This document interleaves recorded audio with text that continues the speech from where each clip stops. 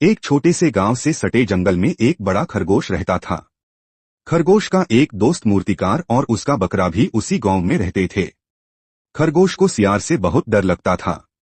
जैसे ही वो सियार को अपनी तरफ आता देखता था, वो तुरंत अपनी छोटी सी मांद में घुस जाता था, जिसमें सियार घुस नहीं पाता था।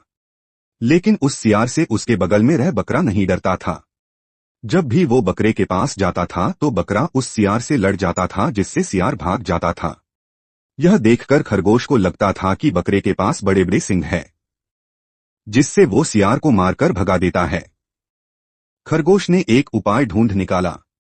एक दिन वह खरगोश अपने मित्र शिल्पी मूर्तिकार के पास गया। उसने शिल्पी से कहा, हे दोस्त, तुम मुझे उस बकरा जैसा बड़ा बड़ा दो सींग मेरे सर पर लगा दो। मिस्त्री ने पूछा कि तुम ऐसा क्यों चाहते हो। खरगोश ने अपनी व्यथा मिस्त्री को सुनाई। यह सुनकर मिस्त्री ने उसको दो बड़े बड़े सींग लगा दिए। फिर खरगोश वहां से एक तालाब पर गया। उसने अपने चेहरे को पानी में देखा। खरगोश अपने सिर पर बकरे से भी बड़ा बड़ा पत्थर का सिंह देखकर प्रसन्न हो गया। उसने मन ही मन सोचा कि अब वह सियार से लड़ सकता है। तभी उसे सियार उसकी तरफ आता दिखाई दिया। खरगोश ने सोचा कि इसको सबक सिखाता हूं। खरगोश 2-3 कदम सियार की तरफ बढ़ा, लेकिन फिर वह भागकर अपने मांद में घुस गया। दूसरे दिन खरगोश फिर अपने दोस्त शिल्पी के पास गया। उसने कहा कि हे मित्र, क्या तुम मुझे ऐसे 4 सींग लगा सकते हो। शिल्पी ने कहा, हाँ क्यों नहीं, अगर तुम चाहो तो मैं अभी लगा देता हूं। मिस्त्री ने उसे 4 बड़े बड़े सींग लगा दिए। खरगोश ने दोबारा अपने को पानी में देखा। इस बार देखकर वह और प्रसन्न हो गया। इस बार उसने सोचा कि वह अवश्य सियार को मारकर भगा देगा। फिर वह अपने घर की ओर जाने लगा। तभी सियार दोबारा उसे अपनी तरफ आता दिखाई दिया। इस बार खरगोश ने हिम्मत दिखाई और चुपचाप चलते रहा। लेकिन थोड़ा आगे जाने के बाद वह डर गया और भागकर अपनी मांद में छुप गया। तीसरे दिन फिर खरगोश अपने दोस्त मिस्त्री के पास गया। उसने कहा कि हे मित्र, तुम मुझे ऐसे 8 सींग लगा दो। मिस्त्री ने कहा, हाँ क्यों नहीं, मैं अभी लगा देता हूं। मिस्त्री ने उसे 8 बड़े बड़े सींग लगा दिए। खरगोश ने इस बार जब स्वयं को पानी में देखा तो अत्यंत खुश हुआ।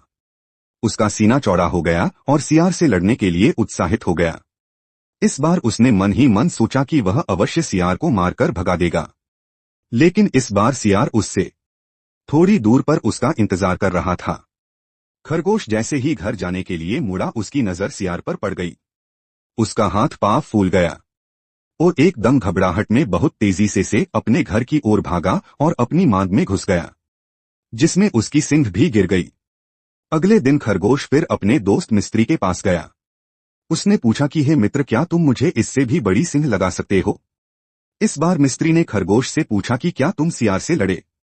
खरगोश ने कहा कि सियार के सामने आते ही वो डर जाता है और भाग खड़ा होता है, इसलिए वह और बड़ा सींग लगवाना चाहता है। फिर शिल्पी ने खरगोश से कहा कि चाहे तुम कितनी भी बड़ा सींग लगा लो, तुम बकरा नहीं बन सकते हो। बकरा अपनी सींग के कारण सियार से नहीं लड़ता है, बल्कि उसके पास हिम्मत भी है जो तुम्हारे पास नहीं है। सियार से लड़ने के लिए तुम्हारे अंदर हिम्मत की जरूरत है, ना कि और ज्यादा बड़े सींग की। संतों, इस कहानी का मोराल ये है कि जब तक व्यक्ति के अंदर आत्मबल नहीं होता है तो बाहरी बल बेकार होता है, वो सब एक दिखावा है। हर हर महादेव। जय भारत, जय हिंद।